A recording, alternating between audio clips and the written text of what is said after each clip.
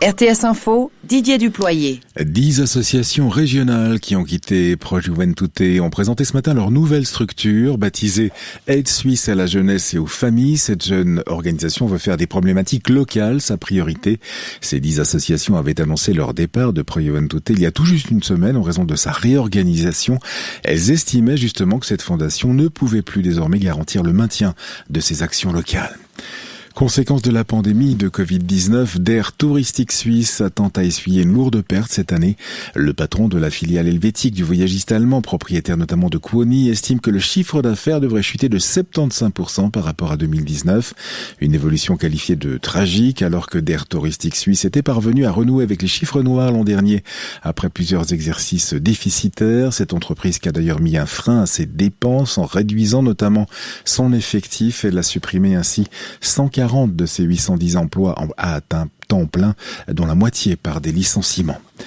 Un dépistage massif du coronavirus en Suisse n'est pas la meilleure solution malgré l'arrivée de tests rapides. C'est la conviction de Didier Truneau qui fait part de la task force scientifique du Conseil fédéral.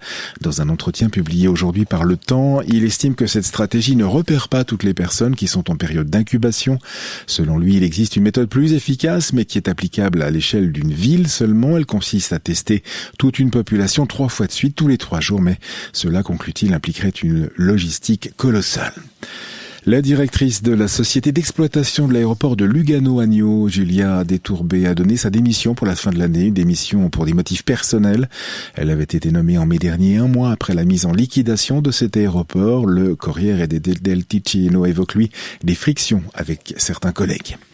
Le magazine économique Bilan veut renforcer son offre sur les supports numériques avec des articles réservés à ses abonnés, des podcasts aussi notamment.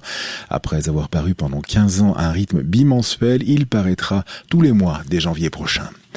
Joe Biden dénonce l'incroyable irresponsabilité de Donald Trump qui refuse toujours d'accepter sa défaite alors que la victoire du démocrate a été confortée par un recomptage des voix en Géorgie. Sur un plan national, le futur président américain, qui fête d'ailleurs ses 78 ans aujourd'hui, a remporté près de 80 millions de voix contre un peu moins de 74 millions pour le milliardaire républicain. Il est difficile de comprendre comment cet homme raisonne, a ajouté Joe Biden, qui a poursuivi: « Je suis convaincu qu'il sait qu'il a perdu et que je prêterai serment le 20 janvier. Ce qu'il fait est tout simplement scandaleux. » Enfin, cette démission du ministre arménien de la Défense, 10 jours après la signature d'un cessez-le-feu au Haut-Karabakh qui a consacré la victoire de l'Azerbaïdjan après 6 semaines de combat. Un accord vécu comme une trahison par de nombreux Arméniens. Des milliers de manifestants réclament d'ailleurs toujours la démission du Premier ministre arménien. Le ministre des Affaires étrangères, lui, a déjà démissionné lundi dernier.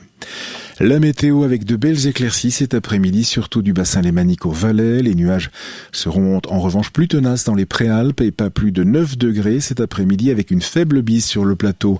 Demain, du soleil après dissipation du stratus sur le plateau vers la mi-journée, stratus dont le sommet se situera vers 900 mètres. Et de dimanche à mercredi, du soleil avec toujours ces grisailles matinales sur le plateau. Continuez l'actualité sur rtsinfo.ch.